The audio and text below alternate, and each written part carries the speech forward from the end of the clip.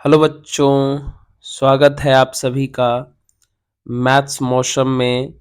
मैं रितेश रोशन। तो चलिए, जैसा कि हम लोग अभी एनडीए 2023 का पीवाई क्यू सेक्शन चला रहे हैं, तो आज हम लोग पीवाई क्यू सेक्शन 9 पर पहुंच चुके हैं। तो आज हम लोग नाइन्थ पार्ट को करेंगे। तो चलिए, उम्मीद है कि आप 8th पार्ट तक जरूर क्लियर किए होंगे और आपको करना भी चाहिए, क्योंकि एग्जाम नजदीक है। ज्यादा क्वेश्चन तो है नहीं, मात्र 10-10 क्वेश्चन आपको रोज करवा रहे हैं। तो जरूर करिए, फायदे में रहेंगे, एग्जाम अच्छे से जाएंगे, जरूर बहुत ही अच्छा जाने वाला है। तो चलिए शुरू करते हैं आज का क्वेश्चन। क्या है बच्चों, ध्यान दीजिएगा। Let A B C be the length of sides BC, CA, AB respectively of a triangle ABC। अच्छा बच्चों, एक ट्रायंगल दिया हुआ है और उस ट्रायंगल का जो नाम है वो ABC है। ठीक है। अब क्वेश्चन हमें कह रहा है कि BC का जो लेंथ है वो A है, CA का जो लेंथ है B है और AB का जो लेंथ है वो C है। ठीक है। If P is the perimeter. अच्छा, क्वेश्चन ने P पेरीमीटर को माना, और पेरीमीटर का मतलब आप जानते हैं A plus B plus C होता है। क्वेश्चन ने P जो है पेरीमीटर को माना हुआ, और पेरीमीटर का मतलब होता है sum of sides. And Q is the area. अच्छा, एरिया, एरिया जिसका सिंबल हम लोग डेल्टा यूज करते हैं, तो एरिया का वैल्यू उन्होंने Q दिया हुआ है। तब कहता है कि देन व्हाट इज इतना। अच्छा, इसका वैल्यू बताना है, इस चीज का वैल्यू बताना है। P into P minus 2a into ten A by 2, इसका वैल्यू हमें बताना है कैसे होगा। अच्छा, तो बच्चों ये है प्रॉपर्टीज ऑफ ट्रायंगल का क्वेश्चन। ठीक है, जो ट्रिगो के बाद का जो टॉपिक है, जस्ट प्रॉपर्टीज ऑफ ट्रायंगल बोलो या सॉल्यूशन ऑफ ट्रायंगल बोलो, उसमें हम लोग इसको पढ़ते हैं। तो इसमें ये tan के हाफ एंगल का फॉर्मूला होता है क्या। तो चलिए हम यहां पर आपको फॉर्मूला लिख देते हैं, देखिएगा। ठीक है, जैसे पहला फॉर्मूला होता है tan a/2 का। tan a/2 का फॉर्मूला होता है delta upon s into S minus A. Delta upon S into S minus A. इसी आधार पे आप सारे के सारे लिख सकते हैं। tan b/2 चाहिए तो आप लिख सकते हैं delta upon S into S minus B. इसी आधार पर c वाला भी आप लिख ही लीजिएगा, उतना हम नहीं लिख रहे हैं। ठीक है, tan c/2 कितना हो जाएगा, delta upon S into S minus C हो जाएगा। तो बच्चों अभी जो चीज हमें फाइंड करना है उसमें tan a/2 का प्रयोग है, तो हम tan a/2 वाला फॉर्मूला लगा देते हैं। tan a/2 कितना हो जाएगा, delta upon S into S minus A. अब रख दीजिए सबका वैल्यू। tan a/2, चलिए डेल्टा को क्वेश्चन क्यू माना हुआ है, और ये जो s है, s का वैल्यू क्या है। अच्छा, हम लोग जानते हैं ना, s को सेमी पेरीमीटर बोलते हैं। मतलब इसी पेरीमीटर को इधर भी 2 से इधर भी 2 से डिवाइड कर दीजिए, तो आपको पता होगा कि ये p/2 इक्वल टू यही a plus B plus c/2 को हम लोग s कहते हैं, यानी सेमी पेरीमीटर। यानी p/2 का जो वैल्यू है वो s के इक्वल आया। तो रख दीजिए, तो यहां s के जगह पर यहां भी p/2, यहां भी p/2, अब बगल में माइनस a रखा हुआ है। ठीक है बच्चों, यहां तक। चलिए थोड़ा सा कैलकुलेशन करिए। तो यहां तो कैलकुलेशन करेंगे तो ये हो जाएगा tan a/2 q। चलिए p/2 अंदर में एलसीएम अगर आप लेते हैं तो p माइनस 2a अपॉन 2 हो जाएगा।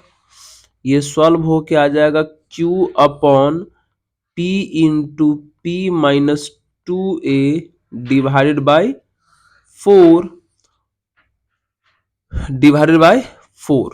ठीक है, चलिए अब क्या करिए, बाय क्रॉस मल्टीप्लाई करिए।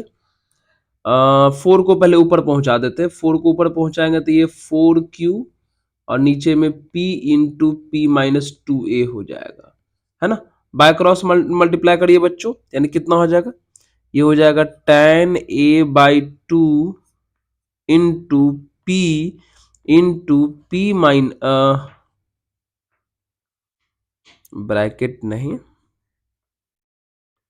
चलिए into P minus 2a equal to कितना बचेगा 4q। समझ रहे हैं क्या, ये बाय क्रॉस मल्टीप्लाई करने पर आया। ठीक है, तो हमें पूछा क्या था क्वेश्चन में, हमें पूछा था अच्छा p into P minus 2a tan a by 2, ये तो आ ही गया जी, यही तो है, यही तो है आपका p into P minus 2a tan a by 2, जिसका वैल्यू कितना के इक्वल आया 4q के इक्वल आया। तो आपका यही करेक्ट आंसर 4q हो जाना है, जो ऑप्शन नंबर डी में दिखाई दे रहा है। ठीक है, समझ रहे हैं, पहले फॉर्मूला लगाएं, उस फॉर्मूला में जिस चीज का डिमांड था वो रखें और सिंपल सा कैलकुलेशन किए और हमारा जो आंसर है वो कंप्लीट हो गया। करेक्ट है, चलिए चलिए अगले क्वेश्चन की तरफ बढ़ते हैं। अगला क्वेश्चन है हमारा ये हाइट एंड डिस्टेंस का क्वेश्चन है। आप लोग 10th में भी इस टाइप का क्वेश्चंस बनाते होंगे। चलिए क्या है, कहता a vertical tower stands on a horizontal plane, मतलब एक जमीन पर या प्लेन पर समझिए रखा हुआ है, and is surmounted by a vertical flag staff of height h। अच्छा, मतलब ऐसा है, मतलब एक जमीन है, मान लीजिए ये ग्राउंड है, इस ग्राउंड पर एक टावर है, यहां से ले लीजिए, यहां ये आपका टावर है, ठीक है, यहां तक। इसके ऊपर एक फ्लैग स्टैप है,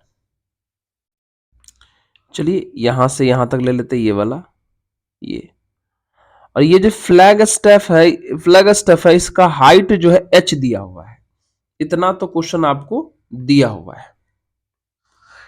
ठीक है, चलिए उसके बाद क्या बोला, हाँ, at a point on the plane. अच्छा, प्लेन पर कहीं भी एक पॉइंट है, चलिए यही वाला पॉइंट ले लेते हैं, इस पॉइंट का नाम ए दे दीजिए। On the plane, the angles of the elevation of the bottom and top of the flagstaff। अच्छा, किसका किसका पहले किसका बात किया है, ध्यान दीजिएगा, at the point of on the plane the angles of the elevation of the bottom and top. अच्छा, बॉटम और टॉप का, यानी फ्लैग स्टैप का ये बॉटम है, बॉटम को इससे मिलाएंगे तो एंगल हमारा Q की इक्वल दिया हुआ है क्वेश्चन में, और अगर टॉप को इससे मिलाएंगे तब जो हमारा एंगल है वो एंगल हमारा 2Q की इक्वल दिया है, ऐसा क्वेश्चन में लिखा है। ठीक है, तो कहता है what is the height of the tower, तो कहता है टावर का हाइट निकालिए।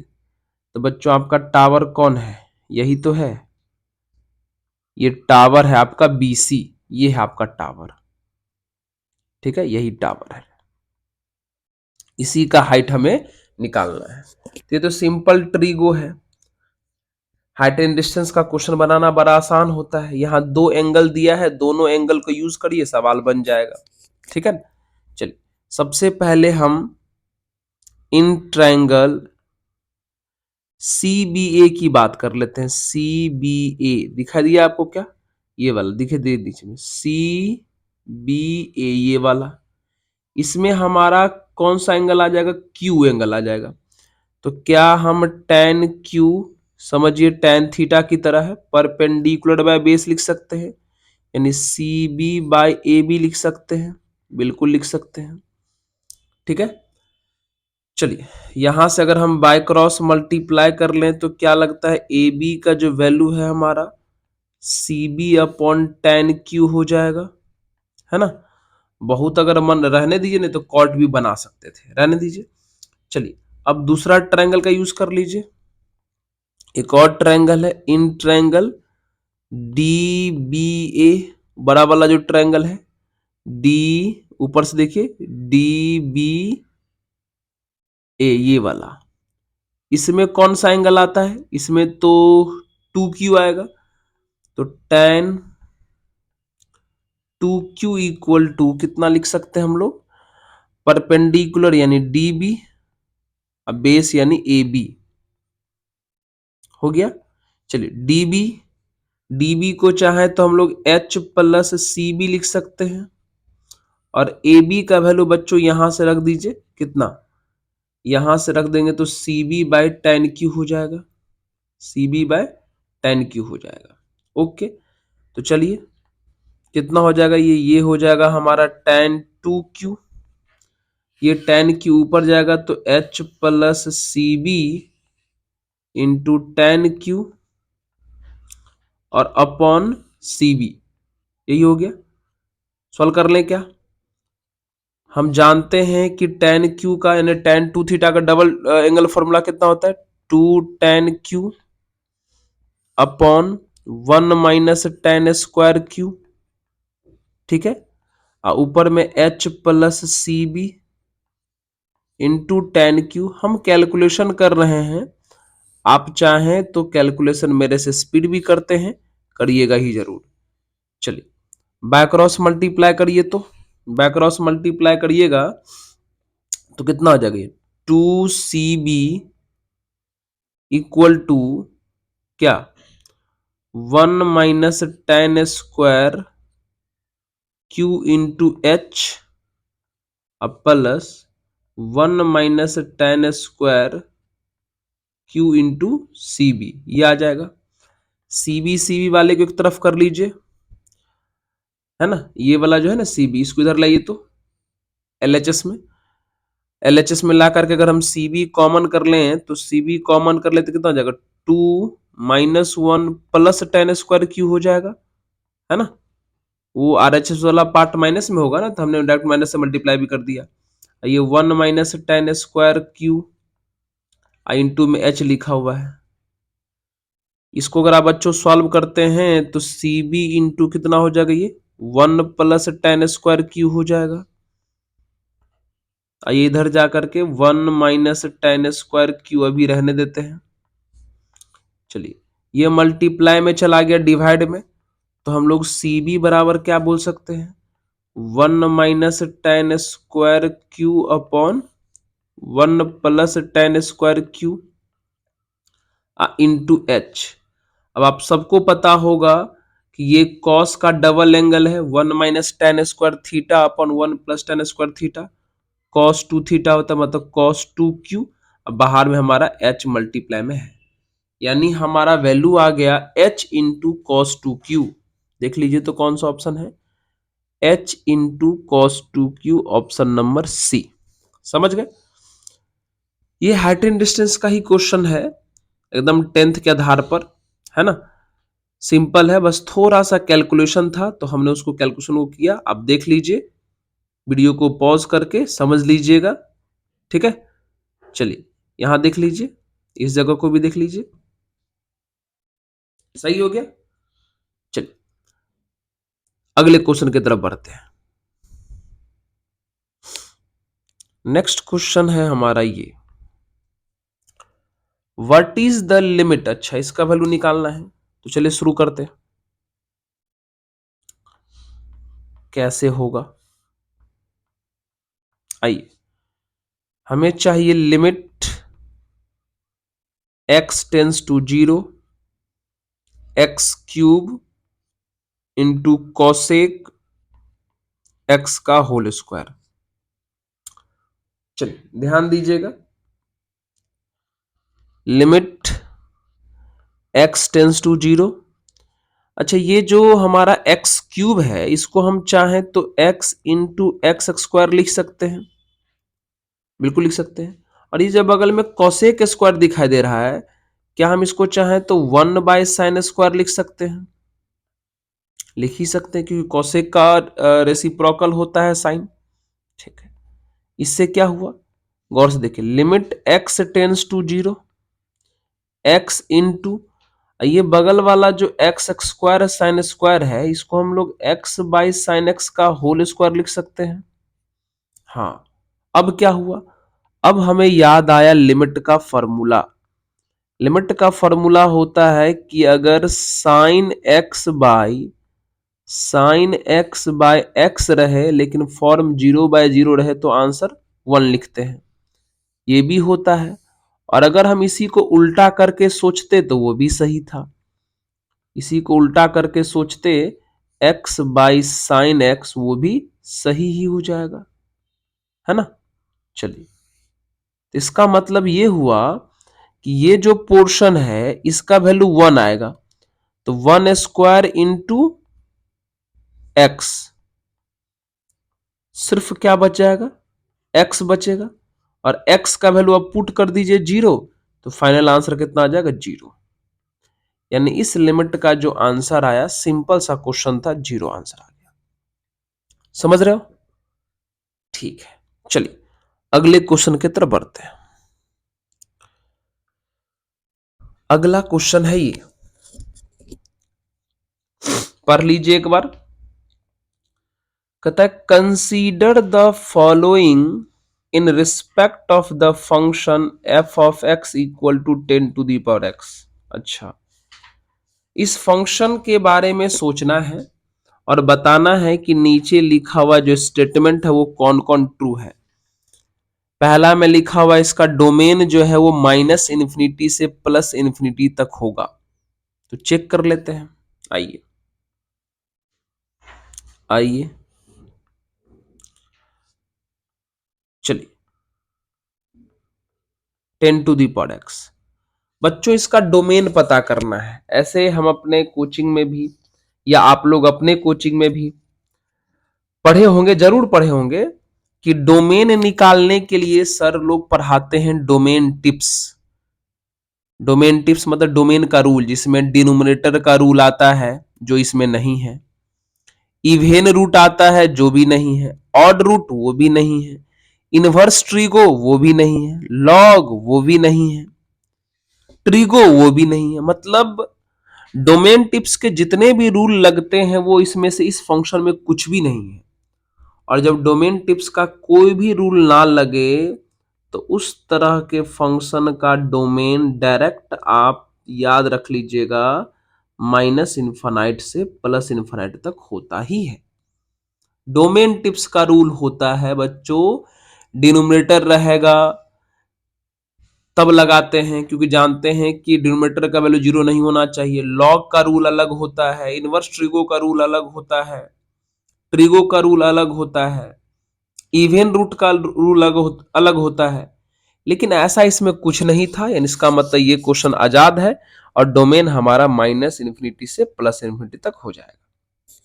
ठीक है, अब बात करना है कि क्या ये इसका मतलब ऑप्शन, ये जो स्टेटमेंट फर्स्ट है वो ट्रू हो गया। अब बात करना है कॉन्टिन्यूअस। अच्छा, ये सिंपल सा है, थोड़ा सा इसका ग्राफ खींच के देख लीजिए। ये एक्सपोनेंशियल फंक्शन है ना, एक्सपोनेंशियल फंक्शन का ग्राफ खींच लेते हैं। तो एक्सपोनेंशियल फंक्शन है ये, मतलब F of X equal to a⁻x का फॉर्मेट है, जहां पर a का जो वैल्यू है बच्चों वो 1 से बड़ा है ना। फिलहाल हमारे पास F of X equal to 10⁻x लिखा हुआ है, तो बेस का वैल्यू 1 से बड़ा है। तो किसी भी एक्सपोनेंशियल का ग्राफ खींचने के लिए जब बेस का वैल्यू 1 से बड़ा होता है तो उस एक्सपोनेंशियल का ग्राफ कुछ इस प्रकार से होता है, इस प्रकार से। ये है एक्सपोनेंशियल फंक्शन का ग्राफ। अगर बेस का वैल्यू 1 से बड़ा रहा तो, ठीक है। अब गौर से देखिए, हमें चेक करना था कॉन्टिन्यूअस, मतलब देखिए तो इस ग्राफ को अगर हम राइट में कहीं तक बढ़ाते चले जाएं, लेफ्ट में कहीं तक बढ़ाते चले जाएं, कहीं भी ये ग्राफ जो है टूटने का, ब्रेक होने का कोई चांस नहीं है। ऐसे भी सोच सकते हैं, या ऐसे कह लीजिए कि आपके पास जो डोमेन है माइनस इन्फिनिटी से प्लस इन्फिनिटी, उसके बीच का कोई भी वैल्यू अगर इसमें एक्स के जगह पर रख देंगे फंक्शन के जगह पे, तो अनडिफाइंड होने का भी चांस नहीं है। यानी ये ग्राफ कभी भी ब्रेक नहीं होगा, ये फंक्शन ऑलवेज कॉन्टिन्यूअस रहेगा। ये 2 नंबर भी करेक्ट हो गया। बात करना है डिफरेंशिएबल। अच्छा, एक बहुत अच्छा डिफरेंशिएबल वो भी कहां पे पता करना है, जब x का वैल्यू 0 हो, यानी x का वैल्यू 0 हो, यानी यहां पर इस जगह पे, है ना। चलिए देख लीजिए, एक ट्रिक होता है कि अगर ग्राफ के जिस पॉइंट पर डिफरेंशिएबिलिटी चेक करना हो किसी फंक्शन का, तो उस पॉइंट पर देखिए कि आपका ग्राफ नुकीला नहीं होना चाहिए, इस टाइप का नहीं होना चाहिए, इस टाइप का। देखिए यहां पर एकदम शार्प एज है, ये वाला नहीं होना चाहिए। अगर इस टाइप का ग्राफ है, इस टाइप का देखिए तो, है ना, चाहे यहां पे देख लें चाहे यहां पर देख लें, तो इसमें क्या है ना, ये इसका जो यह वाला पोर्शन है बहुत ही नुकीला है ना, शार्प एज है। तो इस टाइप के ग्राफ जो है नॉट डिफरेंशिएबल होते हैं, नॉन डिफरेंशिएबल होते हैं इस टाइप के ग्राफ, इस जगह पे, हर एक जगह पे नहीं, इस जगह पे। लेकिन इस टाइप का ग्राफ देखें यहां पर हो या यहां पर हो, शार्प इमेज नहीं है, तो ये डिफरेंशिएबल माना जाता है और डिफरेंशिएबल होता भी है। ठीक है। अगर और ज्यादा डिटेल भाषा में अगर हम बात करें, तो ग्राफ के माध्यम से डिफरेंशिएबिलिटी चेक करने के लिए हम लोग लेफ्ट हैंड टेंजेंट और राइट हैंड टेंजेंट ड्रॉ करते हैं। मतलब ग्राफ के उस पॉइंट पर लेफ्ट से आकर के टेंजेंट ड्रॉ करते हैं और राइट से चल के टेंजेंट ड्रॉ करते हैं। अगर दोनों टेंजेंट सेम आ गया तो हम लोग कह देते हैं कि फंक्शन डिफरेंशिएबल है। जैसे देखिए, जैसे मान लीजिए कि यही एक ग्राफ है ना, अगर इस पॉइंट पर ये तो शार्प नहीं है तो डिफरेंशिएबल तो होना चाहिए। तो अगर आप इसके लेफ्ट से जाकर के, मतलब इस तरफ से अगर जाकर के अगर ग्राफ खींचेगा, टेंजेंट खींचेगा इस जगह पे, तो टेंजेंट ऐसा ही आएगा। या अगर राइट से जाकर के ग्राफ खींचेगा, टेंजेंट खींचेगा, फिर भी टेंजेंट ऐसा ही आएगा। मतलब इस केस में लेफ्ट से जाकर के टेंजेंट खींचो या राइट से जाकर टेंजेंट खींचो, दोनों टेंजेंट सेम आ रहा है, तो फंक्शन डिफरेंशिएबल हो जा रहा है। लेकिन इस केस में आप गौर से देखिए, इस केस में ये शार्प एज है। अगर यहां पे अगर लेफ्ट से जाइएगा तो टेंजेंट अगर इस पॉइंट पर खींचेगा तो यही लाइन पर ओवरलैप कर जाएगा, यही लाइन पर। ठीक है। और अगर राइट से जाकर खींचेगा तो इसका टेंजेंट इस लाइन पर ओवरलैप कर जाएगा। मतलब एक का टेंजेंट किसी और तरफ, दूसरे का टेंजेंट किसी और तरफ, है ना। तो इस तरीके से इस केस में लेफ्ट टेंजेंट और राइट टेंजेंट सेम नहीं होता है, लेकिन इस केस में लेफ्ट टेंजेंट और राइट टेंजेंट सेम होता है। इसलिए हमने डायरेक्ट कहा कि जिस पॉइंट पर नुकीला हो ग्राफ डिफरेंशिएबल नहीं होगा। लेकिन जहां हमें x इक्वल टू 0 यही ना है, इस जगह पे ग्राफ नुकीला नहीं है तो ये फंक्शन डिफरेंशिएबल हो जाएगा। नुकीला रहेगा तो नहीं होगा, और ग्राफ अगर नुकीला नहीं है, पॉइंटेड नहीं है, तो हो जाएगा डिफरेंशिएबल। यानी ये थर्ड नंबर भी सही है। तो यानी ये जो एक्सपोनेंशियल फंक्शन है वो 10 to the power x, domain भी इसका सही है, कॉन्टिन्यूअस भी और डिफरेंशिएबल भी x इक्वल टू 0 पर। यानी अगर ऑप्शन में देख लीजिएगा 1 2 3 तीनों करेक्ट है। हो गया। चलिए अगले क्वेश्चन बढ़ते हैं।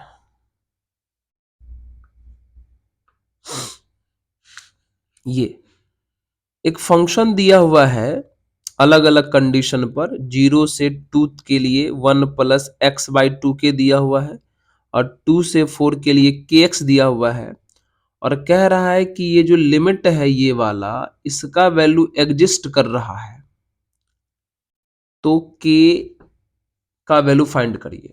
ठीक है, आप गौर से देखिए, limit x tends to 2 F X, ये एग्जिस्ट करने का मतलब ये हुआ कि इस लिमिट का LHL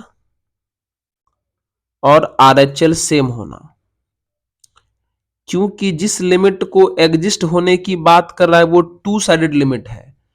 2 साइडेड में ये जो 2 के आगे है सॉरी, ये जो आप लिखा जाता है ये वाला, ये लिमिट जो लिखा हुआ है इस तरीके से, ये इस जगह पर ना तो प्लस है ना तो माइनस है ना, ना तो प्लस है ना तो माइनस है इस जगह पे। तो इस जगह पे प्लस और माइनस ना होना मतलब लिमिट का टू साइडेड होना बताता है।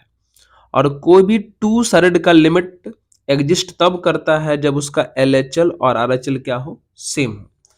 LHL किसको कहते हैं? LHL हो जाएगा limit x tends to two minus के लिए। और RHL किसको कहते हैं? Limit x tends to two plus के लिए। सही है। चलिए, टू माइनस यानी फंक्शन का वैल्यू वहां से निकालो जहां पर x का वैल्यू, टू माइनस का मतलब हुआ दो से छोटा, तो दो से छोटा पर फंक्शन का वैल्यू तो ऊपर में ही है फर्स्ट केस में। यानी हम क्या लेंगे, limit x tends to two minus one plus X upon two के। इस केस में ले लीजिए, टू प्लस का मतलब हम लोग वहां से निकालेंगे जहां पर दो से बड़ा हो, तो दो से बड़ा तो हमारा सेकंड केस में यानी के एक्स है। सही है। अब कुछ मत करिए, रख दीजिए। ये टू से छोटा या टू से बड़ा साइन है, माइनस टू प्लस टू मत समझिएगा इसको। चलिए, तो टू से छोटा डायरेक्ट, अब डायरेक्ट रख दीजिए इसमें, एक्स को हटा के टू, तो एक्स को हटा के टू रखिएगा तो ये one plus two by two के हो जाएगा, है ना। खाली वो छोटा बड़ा पहचानने के लिए आया था, ये मत समझिए कि माइनस टू है वो। बाद में रखने वक्त डायरेक्ट वैल्यू पुट करेंगे, तो टू कितना हो जाएगा, एक्स के जगह पे यहाँ टू करिएगा तो ये टू के हो जाएगा। चलिए, ये टू से टू कैंसिल हो गया, तो वन प्लस के इक्वल टू हमारा टू के आ गया। साफ दिख रहा है, इसको सॉल्व करेंगे तो के का वैल्यू कितना आ जाएगा, वन। के का वैल्यू वन, यानी ऑप्शन नंबर डी करेक्ट हो। ये तो ठीक था, सिंपल था, है ना। देख लिए क्या इसको एक बार अच्छे तरीके से देख लीजिए, ठीक है। तो चलिए अगले सवाल पर बढ़ते हैं। ये if y equal to this then what is, अच्छा डिफरेंशिएशन करना है हमें इसको, ठीक है। चलिए करते हैं। y equal to one plus X, one plus X square, one plus X के power four, one plus X to the power eight और one plus X to the power 16, है ना। हमें इसको डिफरेंशिएट करके बाद में x के जगह पे जीरो पुट करना है। तो ये देखिएगा यहां जो है भारी भरकम चीज जो है क्या कहते हैं, यहां मल्टीप्लाई में है, मतलब एक दो तीन चार पांच लोग मल्टीप्लाई में है और इसको डिफरेंशिएट करना है। फिलहाल वैल्यू इतना आसान दिया है x इक्वल टू जीरो, आप इसे प्रोडक्ट रूल से बनाते फिर भी आसानी से बन जाता, लॉग लेके बनाइए फिर भी आसानी से बन जाएगा, जैसे आपको ठीक लगे बना लीजिएगा। तो फिलहाल चलिए हम लॉग लेके ही बनाते हैं। चलिए हम डायरेक्ट काम करते हैं बच्चों, ठीक है, आप लोग समझ रहे होंगे। लॉग LHS में लगा दिए, RHS में लगाइएगा तो लॉग के लिए तो सारे मल्टीप्लाई हो जाएंगे, और लॉग के आर्ग्यूमेंट में जब चीजें मल्टीप्लाई में दिखता है तो लॉग इसको क्या करेगा, सबको प्लस में कन्वर्ट कर देगा, क्योंकि हम जानते हैं कि log m इंटू एन कितना होता है, log m प्लस एन होता है, ठीक है। चलिए ये लिखने का प्रयास कर रहे हैं, एक लाइन में तो नहीं आ पाया। चलिए देख लीजिए, हो गया। अब आराम से प्रेम से इसको आप डिफरेंशिएट कर दीजिए, डिफरेंशिएट कर दीजिए। थोड़ा सा दिमाग लगाते रहिएगा क्योंकि हम यहाँ सारा बातें लिखेंगे तो कैलकुलेशन बहुत बड़ा हो जाएगा। चलिए लॉग इसका हम डीसी करते हैं, तो लॉग का डीसी आपको पता है बच्चों, one by Y D Y by D X, chain rule के माध्यम से। सबसे पहले लॉग का करेंगे तो लॉग अपने आर्ग्यूमेंट को रेसिप्रोकल कर दिया, फिर वाई का करेंगे तो D Y by D x.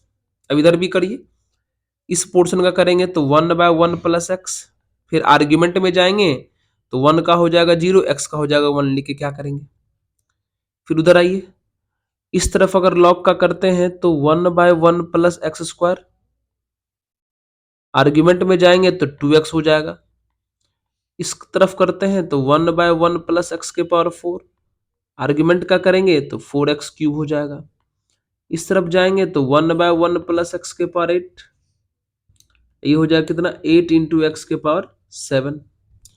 ये लास्ट वाले का करेंगे तो 1/1 प्लस एक्स के पावर 16 और ये हो जाएगा 16 इंटू एक्स के पावर कितना 15।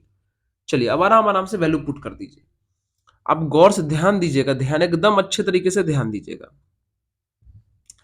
क्या ध्यान देना है कि हमें इसमें x के जगह पे 0 भी रखना है, तो x के जगह पे 0 रखिएगा तो आप गौर से देखिए सिर्फ यही वाला पोर्शन बचेगा, बाकी सब खत्म हो जाएंगे। यहां 0 इंटू 2 0, ये भी चला जाएगा, ये भी खत्म, ये भी खत्म, ये भी खत्म, ये पूरे के पूरे खत्म हो गए और सिर्फ हमारे पास dy बाय डी एक्स बराबर ये वाला पोर्शन बचेगा। इसमें x के जगह पे 0 पुट करिएगा तो ये तो 1 ही हो जाएगा, अब बाय क्रॉस मल्टीप्लाई करेंगे तो y आ जाएगा।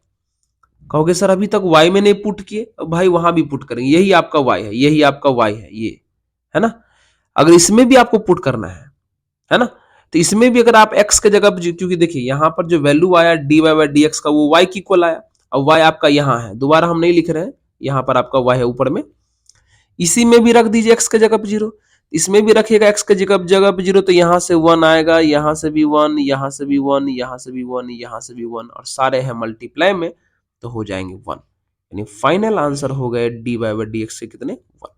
देखिए ज्यादा लिखते तो थोड़ा कैलकुलेशन बड़ा हो जाता, सबसे पहले हम लॉग लगा लिए, फिर डीसी कर लिए। अब वैल्यू जैसे ही x के जगह पे 0 पुट किए तो जिन जिन लोगों में x दिखाई दे रहा था ऊपर में वो लोग तो खत्म हो गया 0 के साथ, सिर्फ ये वाला पोर्शन बचा तो ये 1 हुआ 0 पुट करने के बाद, बैक क्रॉस मल्टीप्लाई किए तो y यहाँ पे पहुंच गया। अब y का वैल्यू चाहिए तो y यहाँ ऊपर से निकाल लिए और x का वैल्यू वही पुट करेंगे जो हमें 0 दिया हुआ था। ठीक है, चलिए तो इस प्रकार से ये क्वेश्चन भी हमारा कंप्लीट हो गया। ये कौन सा लाइन आ जाता है भाई, चलिए हो गया क्या, अगले क्वेश्चन बढ़ते हैं। हाँ ये चलिए आप लोग ट्राई भी कर सकते हैं इसको खुद से भी। क्या लिखा हुआ है x to the power y, y to the power x equal to 1 लिखा हुआ है और कहता है कि dy बाय dx निकाल लो कब, कब जब x का वैल्यू 1 हो और जब y का वैल्यू 1 हो तब, है ना। पॉइंट देने का मतलब क्या हुआ, x और y का वैल्यू देना। ठीक, तो सबसे पहले आप यहां तो लॉग लगा लीजिए, तो जैसे ही लॉग लगाइएगा तो ये मल्टीप्लाई वाला चीजें जो है आपका प्लस में चला जाएगा, प्लस में चला जाएगा और इधर हो जाएगा log 1। सही है, अभी डिफरेंशिएट नहीं कर रहे, लॉग लगाएं, फिर लॉग पावर को बाहर करता है तो ये y इंटू लॉग एक्स हो गया और ये x इंटू लॉग वाई हो गया। ठीक है, और आपको पता होना चाहिए कि log 1 का वैल्यू 0 होता है। ठीक है, चलिए अब हम इसको डिफरेंशिएट कर देते हैं, तो लगाइए प्रोडक्ट रूल, फर्स्ट वाले को करेंगे, इसको कर रहे हैं इसको, तो क्या रूल है, फर्स्ट को छोड़ करके सेकंड का डीसी तो 1/x हो जाएगा, फिर प्लस सेकंड को छोड़ करके फर्स्ट का डीसी तो dy/dx हो जाएगा। सही जा रहे हैं हम लोग। चलिए अब सेकंड वाले का करिए, फिर प्लस इसका करिए, इसका फर्स्ट को छोड़ के सेकंड का डीसी तो log y का डीसी कितना हो जाएगा 1/y इंटू dy/dx, फिर प्लस सेकंड को छोड़ करके फर्स्ट का डीसी तो फर्स्ट में हमारा तो बच्चों x है तो x का तो 1 ही हो जाएगा, छोड़ दिए नहीं लिखते हैं, इक्वल 0।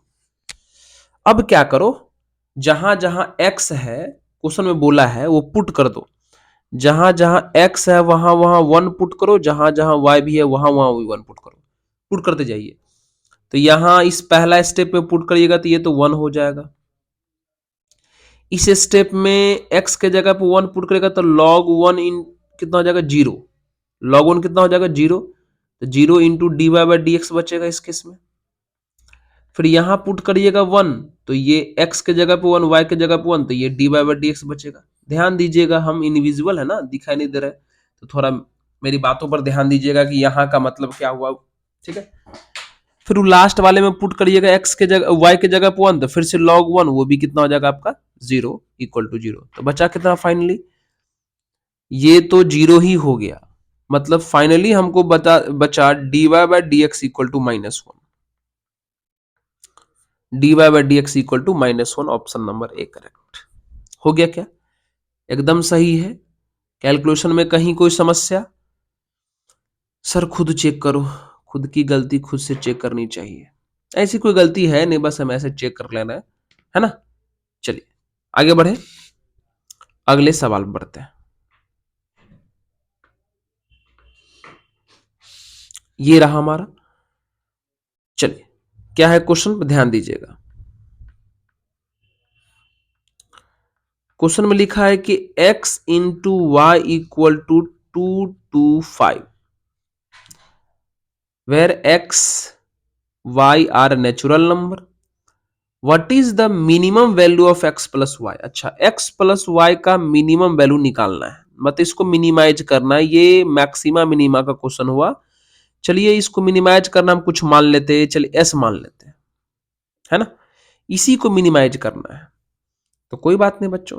तो किसी भी चीजों को मिनिमाइज करना हो या मैक्सिमाइज करना हो, सबसे पहले आप उसे एक वेरिएबल में कन्वर्ट करिए। तो यहां से s equal to X plus Y, तो y का वैल्यू यहां से रख दीजिए, तो y का वैल्यू कितना आ जाएगा 225/x हो जाएगा। अब इसको डिफरेंशिएट करिए, मिनिमम करना हो या मैक्सिमम करना हो, डिफरेंशिएट तो करना ही पड़ेगा। तो ds/dx इक्वल टू कितने हो जाएंगे, इसका हो जाएगा 0, इसका हो जाएगा 225 कांस्टेंट है, और ये हो जाएगा -1/x²। यानी अगर ठीक से देखें तो ये 1 -225/x²। सही है। अच्छा एक बार और कर लीजिए, क्योंकि काम आएगा चेक करने में कौन सा वैल्यू लेके बढ़ना है और कौन सा नहीं।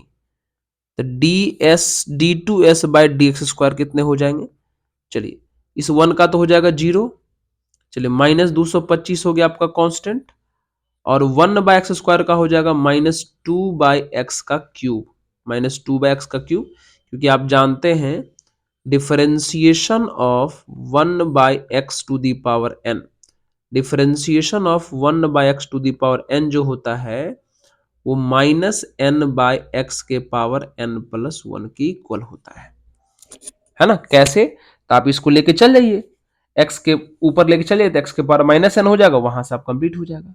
तो यहां से भी देख सकते हैं, यहां से भी आप चाहें तो x को ऊपर लेके जाके चल जाइए तो x के पावर -2 हो जाएगा। फिर डिफरेंशिएशन करने का जो पावर वाला रूल है, पावर बाहर करके पावर में से एक माइनस करना, लगा दीजिए, यही आंसर आएगा। यानी कितना आ जाएगा, 5 दूनी 10, यानी 450/x³ आ जाएगा। हो गया। चलिए हमेशा मिनिमम या मैक्सिमम वाले क्वेश्चन में हम लोग क्या करते हैं, 2 बार तो डीसी करते ही हैं, उसके बाद क्या करते हैं, फर्स्ट डेरिवेटिव को 0 करिए, पुट ds/dx। आपको पता है ना, वहीं से हम लोग क्रिटिकल पॉइंट निकालते हैं। तो पहला वाला पार्ट को 0 करेंगे, तो फर्स्ट पार्ट जो है हमारा 1 -225/x² है। फटाफट इसको सॉल्व करें, तो ये हमको लगता है, आप कैलकुलेशन पर ध्यान दीजिएगा, 2 इतना बाई इक्वल टू 1 हो जाएगा। बाय क्रॉस मल्टीप्लाई करेंगे, तो बाय क्रॉस मल्टीप्लाई अगर हम करें तो कितना हो जाएगा, यहां से यहां हो जाएगा x² इक्वल टू 225, स्क्वायर हटेगा तो रूट चढ़ेगा, यानी x इक्वल टू जाएगा +-15, यानी x के दो वैल्यू आ गए, 15 भी आ गए और -15 भी आ गए। अब सवाल है कि कौन लेना है कौन छोड़ना है। आपको साफ साफ पता है कि हमें क्वेश्चन में कहा गया है कि x और y नेचुरल नंबर होना चाहिए। x और y कैसा नंबर होना चाहिए, नेचुरल नंबर होना चाहिए। तो इसका मतलब ये हुआ कि हम -15 तो नहीं ले सकते हैं, तो +15 ही लेना पड़ेगा। और चेक भी कर लीजिए x इक्वल टू +15 रख करके सेकेंड डेरिवेटिव में, क्योंकि आपको पता है कि x के जिस वैल्यू पर सेकेंड डेरिवेटिव प्लस में आया, उस जगह पे सही में मिनिमम ही होगा। तो x इक्वल टू 15 अगर इसमें पुट करिएगा तो ये वैल्यू प्लस में ही आ जाएगा, यानी x इक्वल टू 15 जो है मिनिमम होने के लिए एकदम सही है। तो जब x का वैल्यू 15 आ गया तो y का वैल्यू कितना आ जाएगा, y का वैल्यू कितना आ जाएगा, चलिए y का वैल्यू कितना आ जाएगा, चलिए x इंटू वाई बराबर 225 है, x इंटू वाई बराबर 225 है, तो हमें कहा गया है, अच्छा यानी 225 बट्टे कितना हो जाएगा, ये x ना, यहां से तो y का वैल्यू हमारे पास 15 आ रहा है जी। अब y का वैल्यू 15 आ रहा है, तो यानी दोनों को जोड़ेंगे तो 30 आना चाहिए, दोनों को जोड़ेंगे तो 30 आना चाहिए। ये कैसा आंसर हो गया? एक सेकंड बच्चों, थोड़ा सा कैलकुलेशन चेक करिए, तो हम इसको चेक कर लेते हैं कि क्या क्वेश्चन हम सही लिखे हैं। जल्दी से एक बार आप लोग थोड़ा कैलकुलेशन पर ध्यान दे दीजिएगा। ये क्या हो गया? ऑप्शन में हम इतना अजीबो गरीब ऑप्शन कैसे लिख दिए हैं? तो अगर हम देखें तो इसका जो आंसर है, किधर गया क्वेश्चन भाई, आ जाओ जल्दी से। आप लोग थोड़ा कैलकुलेशन चेक करिए, थोड़ा ऊपर बढ़ा के दिखा दें। ठीक है, यहां देखिए तो इस जगह पे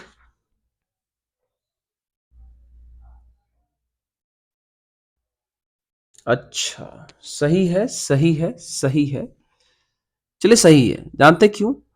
हाँ, क्वेश्चन में ये है जो ऊपर में है ना, ये x इंटू वाई जो है ना, यहाँ पे दिया हुआ था कितना, 4225 दिया हुआ था, और हमने 225 लिख लिया हुआ गलती से। 4225 दिया हुआ है और हमने 225 लिखा हुआ है। तो कोई बात नहीं, आप लोग रूल समझ गए ना, आप अपना बना लीजिएगा।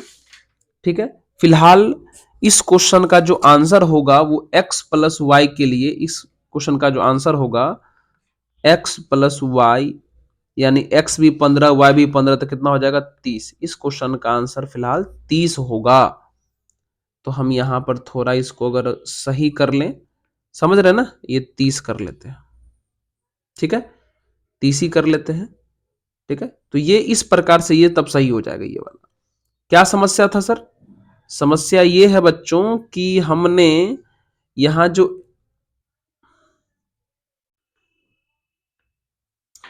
चलिए हमने यहां जो, चलिए यहां देखिए,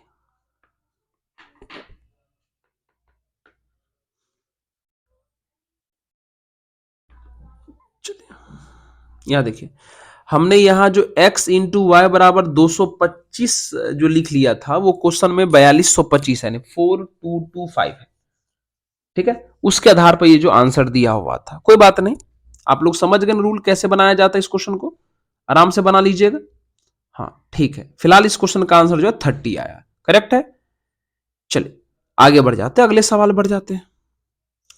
तो चलिए अगले क्वेश्चन की तरफ आते हैं। अगला क्वेश्चन है ये वाला। क्या लिखा हुआ है? How many extreme values does इतना।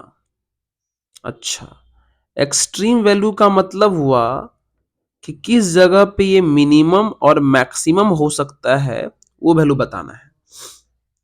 मतलब चलिए इसको कुछ मान लेते हैं हम, कुछ भी चलिए फंक्शन ही मान लेते हैं, लेट एफ ऑफ एक्स मान लेते हैं। हमें ये पता करना है कि इसमें मैक्सिमम और मिनिमम कहां कहां होंगे, वैसे कितने पॉइंट है। तो कुछ भी ऐसा पता करने के लिए आपको तो डिफरेंशिएट तो करना ही पड़ेगा, मैक्सिमम मिनिमम का क्वेश्चन है। तो साइन 4x का डीसी करेंगे तो साइन का हो जाएगा कॉस 4x, और फिर 4x का करेंगे तो 4 हो जाएगा, और फिर प्लस 2x है तो 2 हो जाएगा। करना कुछ नहीं है, क्योंकि हम लोगों को यहाँ ये नहीं बताना है कि कहाँ, मतलब मिनिमम कहाँ होगा मैक्सिमम कहाँ होगा, खाली हमको ये बता देना है कि मिनिमम कितने जगह पे होगा, मतलब मिनिमम और मैक्सिमम मिला के कितने जगह पे है। तो डायरेक्ट हम इसको 0 कर देते हैं। तो अगर आप इसको सॉल्व करें तो ये हमको लगता है कि cos 4x का जो वैल्यू है बच्चों -1/2 आ जाएगा, पक्का आ जाएगा। और आप लोग को पता होना चाहिए कि cos 4x और cos का वैल्यू -1/2 कहाँ पर होता है, 2π/3 पर होता है, 120 डिग्री पर। ठीक है, अब लगा दीजिए ट्रिगो का formula, cos theta equal to cos alpha होता है ना, तो थीटा इक्वल टू क्या होता है formula, 2n pi plus minus alpha होता है नहीं ये वाला फॉर्मूला ट्रिगो में, ट्राइगोनोमेट्रिक इक्वेशन में हम लोग पढ़ते हैं। तो यहां पर इसको हम थीटा मान लेते हैं, और इसको हम अल्फा मान लेते हैं। तो cos theta equal to cos alpha, तो थीटा इक्वल टू कितना हो जाएगा 2n pi plus minus alpha यानी 2 पाई/3। चलिए हो गया। चलिए ये 4 मल्टीप्लाई में यहां से डिवाइड में जाएगा तो x इक्वल टू यहां से आ जाएगा 2n पाई/4, मतलब हो जाएगा ये n पाई/2 बचेगा। ठीक है, प्लस माइनस यहां 4 से डिवाइड करेंगे तो ये हमको लगता है पाई/6 हो जाएगा। लेकिन हमको वैसे वैल्यू चाहिए, x का हमें वैसा वैल्यू चाहिए जो किसके किसके बीच में है, 0 और पाई/2 के बीच में है, मतलब 0 और 90 के बीच में है। तो पुट करिए ना, डायरेक्ट आप यहां से x निकाल के रख लीजिए। ठीक है, n का वैल्यू पुट करना है, आपको पता है n का वैल्यू इंटीजर है, n बिलोंग्स टू इंटीजर।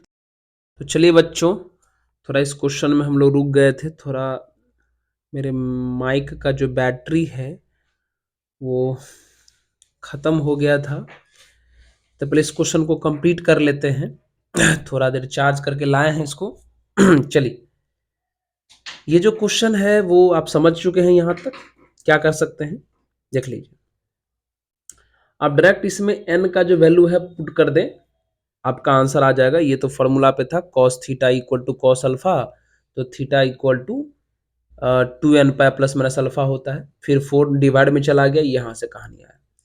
अब n का वैल्यू इंटीजर है, पुट कर दीजिए। इंटीजर में सबसे पहले हम 0 पुट करेंगे। अगर 0 पुट करेंगे तो ये वाला पोर्शन बच्चों खत्म हो जाएगा, ये वाला पोर्शन बचेगा, यानी प्लस पाई/6 भी बचेगा और माइनस पाई/6 भी बचेगा। लेकिन माइनस पाई/6 नहीं ले सकते हैं क्योंकि जो रेंज है 0 से पाई/2 उसमें ये नहीं आएगा। फिर जब 1 पुट करेंगे n के जगह पे तो ये पाई/2 प्लस पाई/6 हो जाएगा, और ये कितना हो जाएगा पाई/2 माइनस पाई/6 हो जाएगा। तो बच्चों पाई/2 प्लस पाई/6 पाई/2 से ज्यादा हो जाएगा, ये तो ले नहीं सकते। पाई/2 माइनस पाई/6 ये हो जाएगा पाई/3, तो ये ले सकते हैं। अब आगे कुछ भी n के जगह पे आप रख के देखो, चाहे प्लस में चाहे माइनस में, रेंज में नहीं आएगा। ठीक है, मतलब 0 से पाई/2 का जो बीच का ही x निकालना था, अब वो नहीं आ पाएगा। यानी x का एक वैल्यू ये आंसर हुआ और एक वैल्यू ये आंसर हुआ। इन्हीं दोनों पर कहीं ना कहीं मिनिमम होने वाला है और कहीं ना कहीं मैक्सिमम होने वाला है। तो खाली हमें इतना बताना था कि मिनिमम और मैक्सिमम दोनों कितने जगहों पे होंगे। ठीक है, यानी 2 जगह पे। सिंपल है, समझ रहे ना। इसमें n के जगह पे और अभी आप चाहें तो पुट करके देख लीजिए, और भी किसी जगह पे जो है नहीं हो पाएगा ये, मतलब कोई भी रेंज अब 0 से पाई/2 के बीच में नहीं आ पाएगा। करेक्ट है। चलिए अगला क्वेश्चन बढ़ जाते हैं। अगला और लास्ट क्वेश्चन है ये, in which one of the following interval is the function इतना। अच्छा, ये अधूरा क्वेश्चन लिख दिए क्या जी। ये फंक्शन में लिखा हुआ है कि किस में इंक्रीजिंग है और किस में डिक्रीजिंग है। तो चलिए हम इंक्रीजिंग का पता कर लेते हैं। इंक्रीजिंग ऑप्शन नहीं लिखा हुआ, मतलब हमें पता करना है कि ये जो दिया गया फंक्शन है वो किस इंटरवल में इंक्रीजिंग है और किस इंटरवल में बच्चों डिक्रीजिंग है, हमें ये पता करना है। मतलब इंक्रीजिंग डिक्रीजिंग फंक्शन का क्वेश्चन हुआ ये। चलिए चलिए, तो फंक्शन हमारे पास क्या दिया हुआ है बच्चों, x³/3 minus 7x²/2 plus 6x+5। Increasing decreasing का भी वही हाल है। इंक्रीजिंग पता करना हो या डिक्रीजिंग, एक बार डिफरेंशिएशन तो करना ही पड़ता है। तो चलिए x³ का डीसी करेंगे तो 3x² होगा, तो 3 से 3 कट जाएगा तो बचेगा x²। चलिए x 7x²/2, तो 7/2 इंटू x² है ना, तो 7/2 इंटू x² है, तो 7/2 x² का डीसी करेंगे तो 2x हो जाएगा, और इसका हो जाएगा 6, उसका हो जाएगा 0, यानी कितना बच गया, ये बच गया ये x का x² माइनस 7x और प्लस में 6। ठीक है, हमें पता करना है इंक्रीजिंग। फॉर इंक्रीजिंग आपको इंक्रीजिंग का इंटरवल पता, इंक्रीजिंग का मतलब पता होना चाहिए कि फर्स्ट डेरिवेटिव क्या होना चाहिए, 0 से बड़ा। तो फर्स्ट डेरिवेटिव का वैल्यू आया है x² minus 7x plus 6 greater than 0। इसको अगर हम फैक्टराइज कर लें तो ये x minus 6 into x minus 1 greater than 0 आ जाएगा। अब इसको सॉल्व करने के लिए बच्चों यहां से लगा दीजिए वेवी कर्व जिसको हम लोग साइन स्कीम ऑफ इनइक्वालिटी भी बोलते हैं, लगाइए। ठीक है, चलिए यहां से x का वैल्यू 6 मिलेगा, यहां से x का वैल्यू 1 मिलेगा, तो छोटा वाला वैल्यू 1 हुआ और बड़ा वाला 6 हुआ। फिर क्या करते हैं, वेवी कर्व का रूल क्या है कि लास्ट घर में प्लस लिख करके उल्टा बढ़ जाइए, यहाँ पे प्लस, यहाँ पे माइनस, यहाँ पे प्लस, लास्ट घर में प्लस लिख के उल्टा हम बढ़ गए। ठीक है, हमें वो वाला इंटरवल चुनना है जिसमें 0 से बड़ा यानी पॉजिटिव हो। तो 0 से बड़ा यानी पॉजिटिव वाला पार्ट कौन कौन है, एक है माइनस इन्फिनिटी से 1 तक, यूनियन एक है 6 से इन्फिनिटी तक। हम यही दोनों पार्ट है जिसमें हमारा फंक्शन जो है इंक्रीजिंग होगा और 1 से 6 के बीच में हमारा डिक्रीजिंग होगा, क्योंकि वहां पे लेस देन 0 हो जाएगा, यानी यही इंक्रीजिंग का इंटरवल हुआ। सही है, कहीं पर कैलकुलेशन में कोई मिस्टेक तो नहीं ना किए हो सर? हमें तो नहीं लग रहा है, बाकी आप लोग समझदार है ना। चलिए, तो इस तरीके से आज का 10 क्वेश्चन का जो सेक्शन था बच्चों वो हुआ कंप्लीट। अब हम लोग अगले सेक्शन में मुलाकात करेंगे, तब तक पढ़ते रहिए, मुस्कुराते रहिए। धन्यवाद।